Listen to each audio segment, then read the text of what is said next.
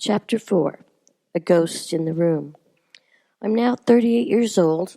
I have 4 children. I left my boys with my ex-husband because I could not be around his extreme negativity towards me anymore.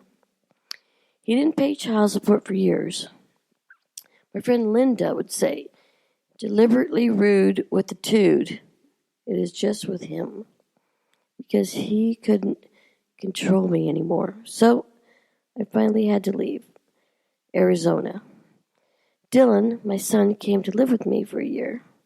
Then the old man bribed him and he said, "Come live with me, I will buy you a car." So he left. I had 2 daughters by my new boyfriend that I met a few years prior. I brought my daughters with me to Vegas. I and my 2 daughters are just returning from dinner. Go take your baths, then I'll read you a story, I tell them. Exhausted from a long day, I lay on the couch for a minute, and a country music tune is playing on the radio about a woman and her children getting kicked out of their house. I fall asleep. I'm dreaming about my guardian angel. She's under this beautiful tree. I think it's the tree of life. She is writing in this book, and I'm listening to her words. She is saying, Sherilyn tucks the children into bed. She feels sad about leaving her boys behind with their father. She misses them so much, but she has to be strong for her daughters now. Holding back her tears, she knows she will be with her boys again one day. She's pondering how she attracted the same type of man again. Margot is 8, and she has long brown hair, beautiful, enormous hazel eyes, an adorable little pug nose, and a gorgeous smile. She loves being in nature. She has suffered with asthma since she was 2, so she is a little small for her age, very petite like Sherilyn. Margot is a clever, lovely little girl. Sally is 5. She has long blonde hair and big bluish hazel eyes. She adores her hamsters and bunnies, and she looks like a little angel. And she has the disposition of one, too. Sherilyn is 5 feet tall, around 130 pounds now, with short golden brownish red hair. Recently, she left her hometown in Arizona, and her ex-boyfriend is stalking her. She felt she had no choice but to run away with the 2 girls. The night before, she had a horrible argument. He actually threatened to kill her. He said, "I'll cut your body into little pieces, boil the meat, and then feed it to the dogs. Then there would be no evidence." That was the last straw. She had to leave. She couldn't take it anymore. Right now, they are in a hotel room in Vegas, room number 333. It's the best she could do right now for her daughters, and she figures she will go back to get her boys when she gets settled. At least they were safe for now. She's trying to build a new life for herself after years of abuse. Honestly, the relationship with her ex soured her on a possibility of a real lifelong love. Sherilyn awoke, startled, very early in the middle of the night. She saw a shadowy presence looking over her from the foot of her bed. The alarm clock reads 2 a.m. Maybe I was just dreaming. She pinched herself. No, it is real. She closed her eyes, and the presence was gone. It appears somewhere between her dreaming and awakened state, she concluded to herself. Later, as she was sipping her morning coffee, she remembers dreaming of her guardian angel and cries out, "Oh, shoot! Then there was a ghost in the room last night." She kept hearing odd noises in the bathroom that day, before too, but nothing was there. She decided she must go to the wind tunnel and the elevator of enlightenment today. She thought maybe the elevator of enlightenment has the answers that she's looking for. Maybe it will know what was tapping on the bathroom pipes. What could that presence and the noises possibly be? She was afraid for her daughters. She remembers Kenton saying that the elevator knows paranormal things. "Okay, baby dolls, I'm dropping you off at school now. I always got to work today." She gives each of her darling daughters a kiss goodbye. She makes a point to always tell them she loves them every morning and every night. After Sherilyn drops the kids off at school, she decides to drive over to the Elevator of Enlightenment in the basement of Vegas Indoor Skydiving to ask about the presents in her room number 333 in the Hampton Inn Suites Hotel. First, she must return to the hotel room to finish the advertisement, as promised for Mr. Indoor Skydiving. I can't wait to see him again, she says. It's finished. Voila, she exclaims with pride to herself. She jumps up and back in the truck and drives to the wind tunnel.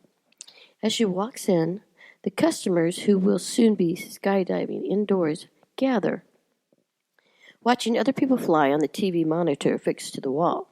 Scooting past them, she sneaks down the back hallway, then down to the basement, and she runs into this guy with a name tag sewn on his shirt. It says, Tony. They smile and exchange greetings. I'm looking for Kenton, she says. Uh-oh. Okay, yeah. He's with a client, showing them the wind tunnel, he states. He asked me to wait for him by the elevator, Sherilyn says sheepishly. Oh, okay. Cool, replies Tony with a smile. He seems a little bewildered, so probably doesn't notice her as she slips past him. She walked downstairs to the secret elevator of enlightenment, and she needs to know what happened. What was that tapping on the pipes? I probably should change rooms, she says to herself. I will change rooms. She decides as she mumbles to herself, flip-flopping back and forth. Glancing around, she pushed the classified button with the secret symbol just as Kenton did yesterday. He did not know she was watching when he entered the code. With a quiet whoosh, the elevator doors open. She scurries inside, hoping no one is watching. There's a loud boom, and suddenly someone appears in the elevator. It scares her half to death. She steps back out of the elevator. Who are you? She demands. I'm Sterling, guardian of the Elevator of Enlightenment. I reflect the pull of knowledge, he says.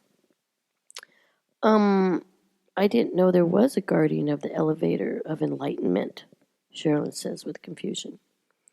Nah, I'm just a janitor around here, he says, smiling. What can I help you with? Oh, the elevator smells of lilacs and cotton candy. A silvery white light trickled through the elevator shaft from above, shining on Sterling's hair. Sterling is very handsome, with still blue eyes, and some would say premature graying. But his hair looked silver to me. It is shoulder length, and he looks like sterling silver. That's probably how he got his name, Sherilyn was thinking. I'm Sherilyn. I'm here because Kenton told me the elevator would show paranormal things. There was a ghost in my room last night, and I wanted to know why, or I'd like to know who she is paranormally. Can't you just see a psychic for that, Sherilyn? Sterling replies, smirking. Well, I suppose, she says, still wanting to find out the answer through the elevator, not thinking of a psychic. But he ponders a while, almost as if he knows her and like they are old friends. He focuses on her face when he blurts out, Are you ready for an adventure? She nods eagerly and steps back into the elevator. Then he instructs her to push the button to go to level 14. Wait, I haven't been anywhere in the elevator before, she says. Concern must have registered on her face as Sterling says, Let's fill ourselves with the white light and relax your inner mind, and let's see where it takes us. The elevator doors close tight, and Sherilyn pushes the button, and off they go, swiftly to level 14 with a whoosh.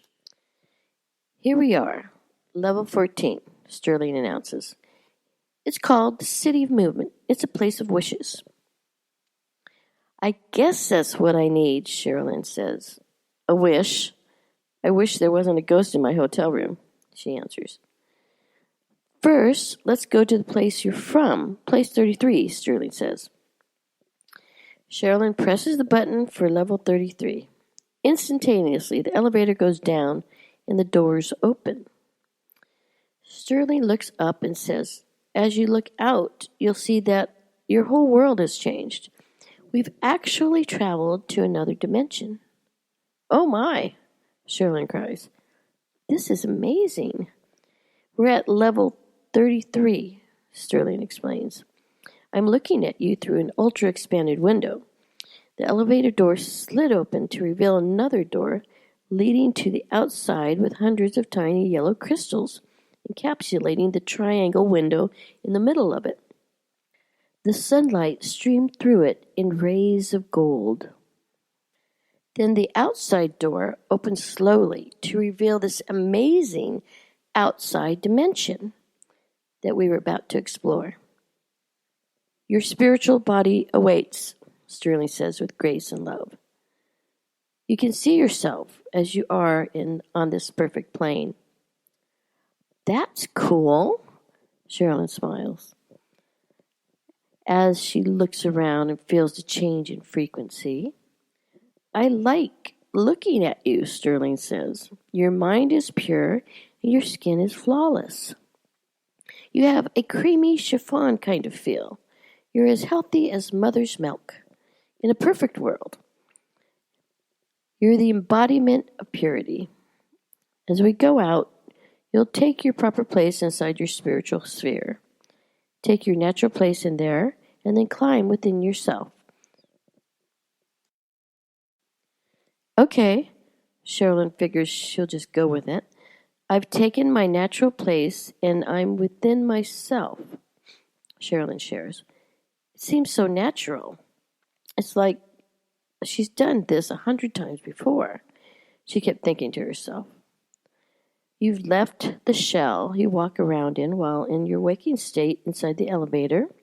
You left your ego behind, which your body has housed for so long, and you've taken up residence where you actually belong, Sterling continues. It's breathtaking, she gasps with delight. This is the place that's appropriate for you. Here there is no taint, there is only purity.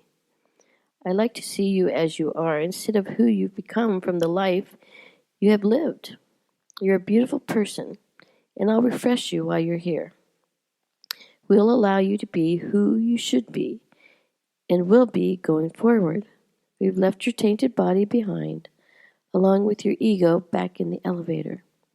Here, you're finally you. Look at your hands, Sterling proclaims.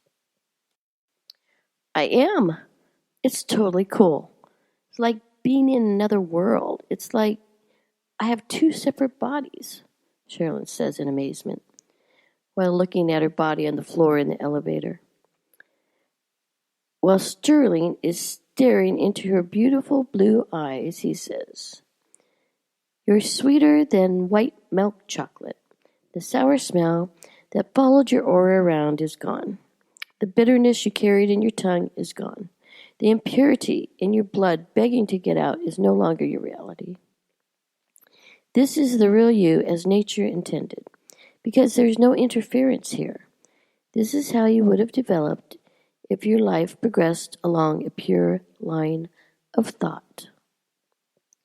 Sherilyn remarks, Oh, really? Tainted body? What sour smell? My tongue is bitter? And my blood's impure? Why is my blood impure? I have no clue exactly what you just said. It sounds like you're saying this is how it would be on the other side of the veil, right? Yes. You will find out soon enough, Sterling says. Let's walk down to the sea and sit on that lily pad over there. Sit on the lily pad, Sherilyn remarks. In the distance, she notices a beautiful light turquoise blue sea. They begin walking toward the water's edge. It was so far away, yet it seemed like they arrived so quickly. Okay, just put your feet in the water and let this new body fill up with the water. It's an osmosis sort of thing, Sterling says. You'll bring back the freshness and the wisdom from the knowledge who you are in a pure and natural state to your ego body and your physical body, the one you left in the elevator. When you return to the physical body you live in, you'll have a memory of who you truly are. Wow, Sherilyn responds. They fill up their bodies with the water from the sea and then walk back toward the elevator. Sterling says, let's go back to level 14. All of a sudden, there's a whoosh, and they are rapidly transported back to the elevator. As they walk in, Sherilyn states that she feels lighter, more pure. Slightly confused by it all, she's pushing the ivory button for level 14, not quite ready to get back into her physical body, but she will if she has to. They are still lying on the floor, she notices. The elevator doors open, and they are outside again. I point to a table in the park. Look, it's a cool, transparent picnic table, Sherilyn notices. They're at a park, and people are having what seems like a birthday party outside. It's a stunningly beautiful place. I notice neon-colored balloons with names on them. There's a pink sky, the sun is bright, and it's very warm. And everything has a sunny feel to it. It's very light here, molecularly light. Everything is so light. Sterling could easily pick up the picnic table, I thought to myself. In fact, I bet he can do it with one finger. The grass is white, and I'm afraid to walk on it, worried that I might get it dirty. Wow, this is so amazing. I love the way we all look so creamy, Sherilyn recaps. With the look of astonishment on her face while looking at Sterling's face, Sterling says, in this dimension, we look very solid in contrast to the picnic tables. Of course, it's transparent. It has very few molecules, and this is a forgiven place. Everyone is forgiven here. Forgiven? What does that mean? Sherilyn asks. Have you read the Bible? Sterling replies. Yes, some of it, she answers shyly. I went to 2 churches as a child.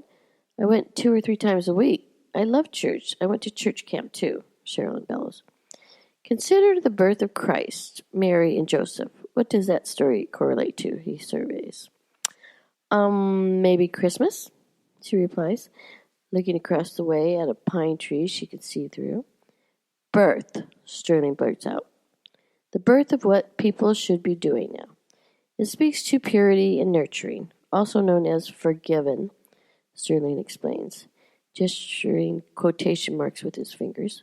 Forgiving what? Sherilyn queries. To forgive the forces working against us, like evil and hate.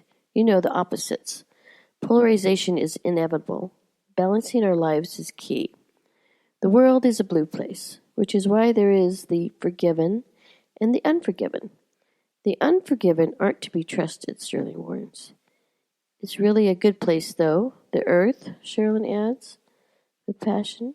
Yes, and some will find that people are similar to vortexes of energy, Sterling remarks sheepishly. Vortexes coming from the universe, gravitating towards the earth. They're moving around inside our bodies. Depending on how old or how new we are, we relate or don't relate to each other. We actually call them thoughts instead of people, Sterling recites, while looking in Sherilyn's eyes. To truly forgive, you must forget. Sounds like what the consciousness of Abraham always says. Get in the vortex. Is everyone capable of forgiveness, being forgiven? Sherilyn questions him. Definitely. There's a preference of who should be with whom, he says, because we're all better off with our enlightened match. Either you're a forgiven or an unforgiven soul. Most of us work through many, many people before finding the person who best suits us and makes us whole in a reciprocal manner. As far as wanting a soulmate, always look to the left, Sherilyn states. Okay, that sounds like law of attraction, Sherilyn interjects. Am I a good match for Kenton? I kind of like him. I just met him, but I feel like we have a connection, Sherilyn says.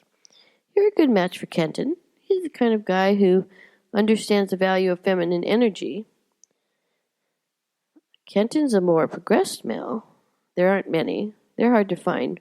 Most men are afraid of female energy. Sterling chuckles. However, the new feminine energy and power is on the horizon. Only a few select men have the ability and insight to progress to a level where they can handle the transitory period of change we're in right now, Sterling articulates. What do you mean? Sherilyn asks, not quite understanding how energy works. We're changing from a society focused on masculine energy into one focused on feminine energy. It started changing after December 21st, 2012. And it's a good thing. We needed to discover how to allow the juxtaposition of energy to flow. But you're also misplaced, he added. Why am I misplaced? I'm confused, Sherilyn asked quizzically. Because you weren't born with, nor did you come by, gain, the kind of enlightenment needed to protect and shield yourself from unforgiven souls. Unforgiven people haven't learned to forgive. They're not bad. They're simply on the other side of forgiveness. They live in the shadow of themselves.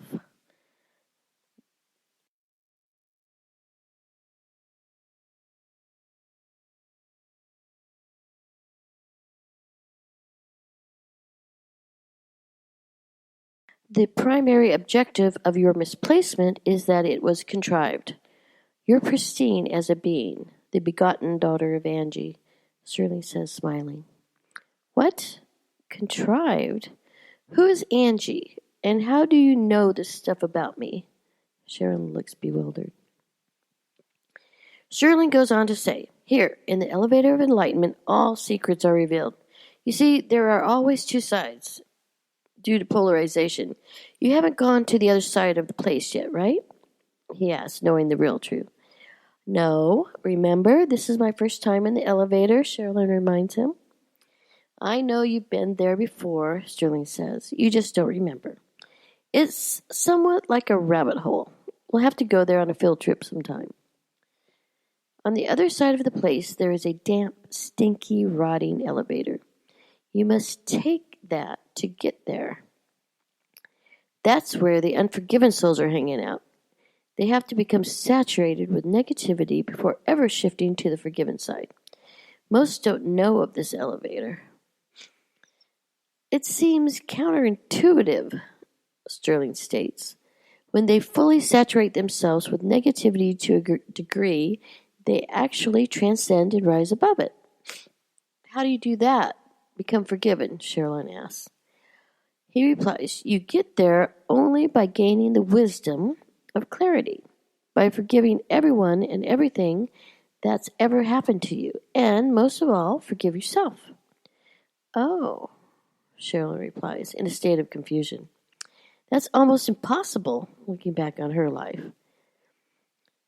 As they are talking about forgiven and unforgiven souls, Sherilyn is catching balloons floating in the air. She finds a balloon with her name on it. She starts tying the balloon to the trees. You can actually see through the trees. We are sitting at a picnic table. Sterling is looking into the picnic table, which looks like some sort of ultra-dimensional map, and Sterling starts to explain. Okay, we're here at the City of Movement, Ultramap. I can see that presence in your hotel room you were talking about. When we met in the elevator, yeah, she's hanging out there in the bathroom. Yeah, that's where I heard the tapping on the bathroom pipes, Sherilyn replies. Well, she's stuck. She has emotions attached to the event of her death, and she isn't back in a body again because her composite is incomplete. She's stuck. Part of her is stuck because she won't go and let go of her thoughts about that life. Occasionally this happens, but it's rare. Her emotions are involved in her thoughts. She's stuck to the matter within the dimensions that make up your room. What? Sherilyn screams. The matter that makes up the room. Can you help her? It would be wonderful if you could, so she can leave. My kids are going to see her and jump into my bed in the middle of the night. You'll always hear noises there because she's extremely unhappy, Sterling educates Sherilyn. Yeah, Sherilyn replied. I hear creaks from the doors, movement, and tapping. Sterling is not surprised because it's energy outside of the parameter. The parameter is another dimension, and the energy of her soul is trying to get out. Is she a forgiven soul? Sherilyn asks. I don't know. I'd have to ask, Sterling replies. Ask, please, whoever you have to ask. Just help me get her out of our room, Sherilyn says with fear in her voice. Okay, let's go back to the elevator. We need to go to a different level first, Sterling coaxes. Sherilyn follows Sterling back to the elevator of enlightenment, trying to grasp this around her mind. Sterling says, the mind has trouble letting go sometimes. Let's get into the elevator and go to level 33. Almost like magic, we are whooshed to level 33 again. As the elevator doors open, we enter a beautiful place with healing green energy.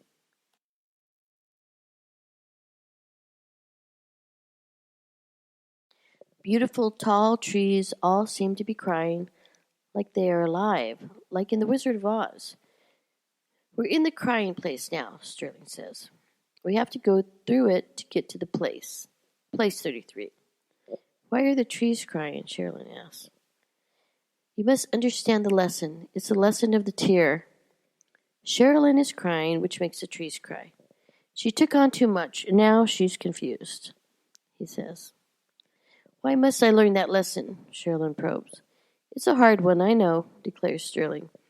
Was I supposed to do that? Take on so much? Sherilyn queries. Probably not, but you chose to anyway.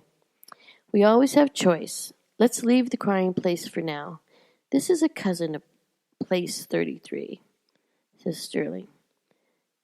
We continue walking down a path and finally reach the shores of an amazing still white sea. It's very clear, like a sea of light. It's so bright in here. God, it's an amazing place. Even though I've been here so many times, it never fails to amaze me. I love coming here, Sterling smiles, while he's explaining the other side. When do you usually come here? When you sleep? Sherilyn asks. I'm sure I've dreamt of this place, she whispers to herself. Gee, I don't know. You've been here in the afterlife, Sterling explains. It's so amazing, so pure white. I love it. It smells so pure. There's a huge green lily pad over there we can sit on. It's fanciful, but it's a real place. It's to the left, in the left hemisphere. A huge place. I always know how to come here, Sterling says, smiling. Sherilyn sits with Sterling on the lily pad and asks, How do I look?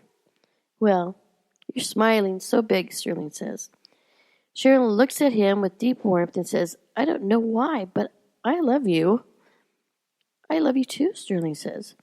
The love vibration is always strong here. Here you're truly in love. Are you happy? She asks him. Why, yes, he replies. Then, as if noticing her face for the first time, he adds, You have such creamy skin. His eyes lock with hers as he gazes. Oh my God, we are being transported to another place outside of time and space.